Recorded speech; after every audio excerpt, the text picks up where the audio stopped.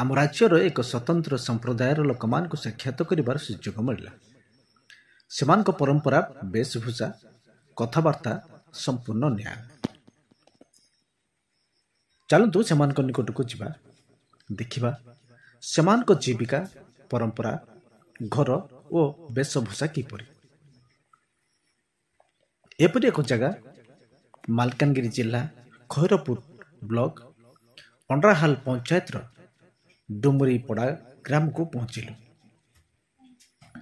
ଏଠାରେ ଯିବାକୁ ପ୍ରଥମେ ଆମକୁ ଜୟପୁର ଠାରୁ ଗମିତପାଲି, ଖଇରପୁଟ ପରେ ଡୁମୁରିପଡ଼ା ଯିବାକୁ ଏହି ଗ୍ରାମକୁ ସୁଯୋଗ ମିଳିଲା। ଯିବା ବାଟରେ ଅଙ୍କା ବଙ୍କା ପାହାଡ଼ ଘେରା, ଭିତରେ ସବୁଜ ସବୁଜ ସୁଉଚ୍ଚ ପାହାଡ଼, ମଧ୍ୟ ଭାଗରେ ଦେଖିବାକୁ ମିଳିଲା ସୀତାକୁଣ୍ଡ। ଲୋକମାନଙ୍କର ବିଶ୍ୱାସ ରହିଛି ଏଠାରେ ସୀତାଙ୍କର ପାଦ ରହିଛି ଓ ସୀତାଙ୍କର କୁଣ୍ଡ ମଧ୍ୟ ରହିଛି। ବନବାସ ସମୟରେ ଏହି ସ୍ଥାନରେ ଗାଧୋଉଥିଲେ ବୋଲି ଲୋକେ ବିଶ୍ୱାସ କରନ୍ତି। ଏହି କୁଣ୍ଡରେ ଥଣ୍ଡା ପାଣି ଝରୁଛି, ଯାହା ଫ୍ରିଜ୍ ଠାରୁ ମଧ୍ୟ ଅଧିକ ଥଣ୍ଡା। ସୁନ୍ଦର ଏକ ଫଟୋ ନେଲା ପରେ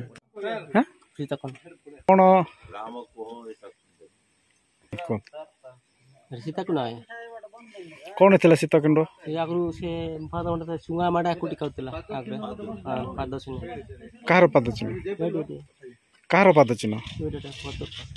କାହାର? ନହେଲେ ସେ ଚୁଙ୍ଗା ମାଡା କୋଉଠି ଖାଉଥିଲା ନା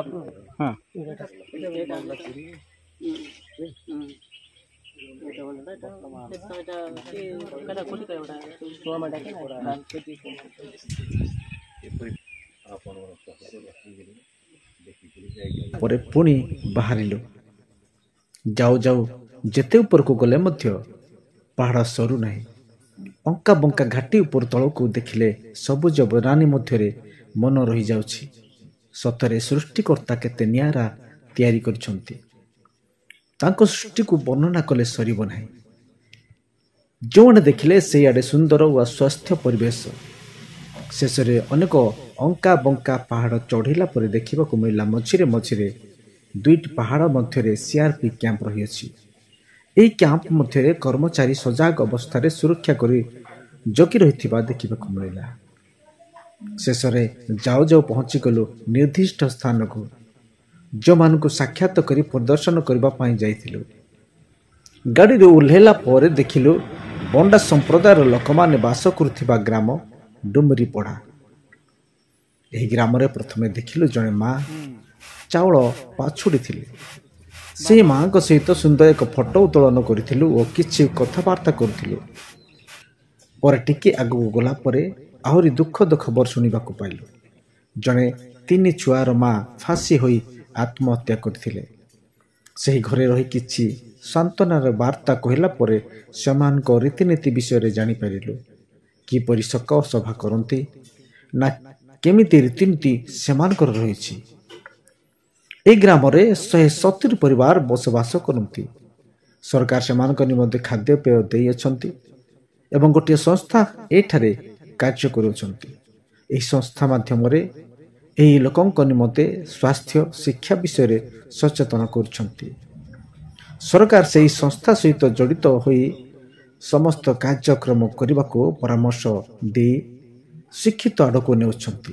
ଯାହା ଶୁଣିଲୁ, ପୂର୍ବ ବର୍ଷମାନଙ୍କରେ ସେମାନେ ବହୁତ ଅଶିକ୍ଷିତ ଅବସ୍ଥାରେ ଜୀବନଯାପନ କରୁଥିଲେ। ନା ଥିଲା ସେମାନଙ୍କର ଶିକ୍ଷା, ସ୍ୱାସ୍ଥ୍ୟ, ଜୀବନ ନା ଉତ୍ତମ ବସ୍ତ୍ର। ସେମାନଙ୍କର ଥିଲା ଏକ ନିଆରା ପରମ୍ପରା। ବେକରେ, କାନରେ, ନାକରେ, ହାତରେ, ମୁଣ୍ଡରେ ସେମାନେ ବିଭିନ୍ନ ପ୍ରକାର ରସ ଓ ପିତ୍ତଳ ନିର୍ମିତ ମାଳି, ଖଡ଼ୁ, ଚୁଡ଼ି, ମାଳି ଆଦି ପିନ୍ଧିଥାନ୍ତି।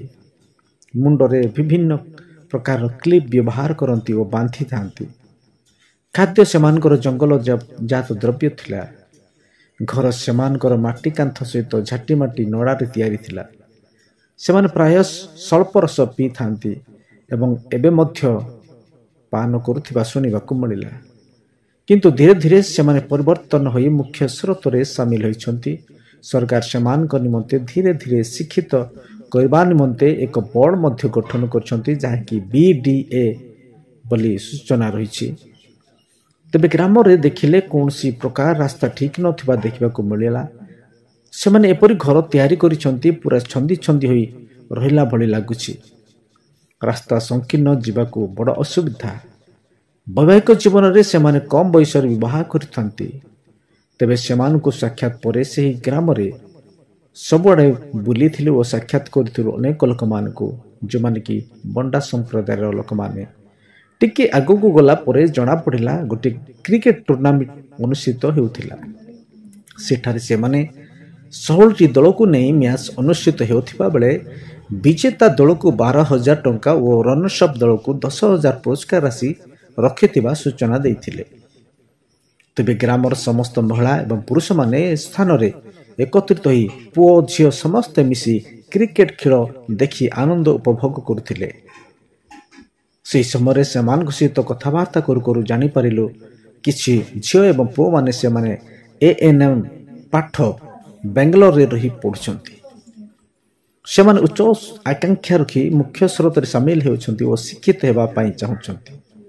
ଆଉ ମଧ୍ୟ ଦେଖିଲୁ ଅପହଞ୍ଚ ଅଞ୍ଚଳରେ ସରକାର ସେହି ସ୍ଥାନରେ ବିଦ୍ୟୁତ ଆଲୋକ ପାଇଁ, ସୋଲାର ପାଣି ପାଇଁ ବ୍ୟବସ୍ଥା କରିବା ସହିତ ସ୍କୁଲ ମଧ୍ୟ ଗଠନ କରିଛନ୍ତି ଶିକ୍ଷା କ୍ଷେତ୍ରରେ ସେମାନଙ୍କୁ ଶିକ୍ଷିତ କରିବା ପାଇଁ। ସେହି ଅଣ୍ଡ୍ରାହାଲ ପଞ୍ଚାୟତର ପ୍ରାୟ ଅଞ୍ଚଳରେ 20,000 ବଣ୍ଡା ସମ୍ପ୍ରଦାୟର ଲୋକ ବସବାସ କରୁଥିବା କହିଛନ୍ତି। ଧୀରେ ଧୀରେ ଲୋକଙ୍କର କଥାବାର୍ତ୍ତା, ଖାଦ୍ୟପେୟ, ବସ୍ତ୍ର ସବୁ ପରିବର୍ତ୍ତନ ହେଉଥିବା ଦେଖିବାକୁ ମିଳିଛି। ଖୁସି ଲାଗିଲା ଏହି ବଣ୍ଡା ସମ୍ପ୍ରଦାୟର ଲୋକମାନଙ୍କୁ ସାକ୍ଷାତ କରି। ଆମ ରାଜ୍ୟରେ ଏହିପରି ସମ୍ପ୍ରଦାୟର ଲୋକ ଅଛନ୍ତି ଯାହା ଇତିହାସରେ ସେମାନେ ସ୍ଥାନ ପାଇଛନ୍ତି। ସେମାନେ ନିଆରା ଅଟନ୍ତି। କେବେ ଯଦି ସୁଯୋଗ ପାଇବେ ନିଶ୍ଚିତ ଏହି ସମ୍ପ୍ରଦାୟର ଲୋକମାନଙ୍କୁ ନିଶ୍ଚୟ ବୁଲିବେ।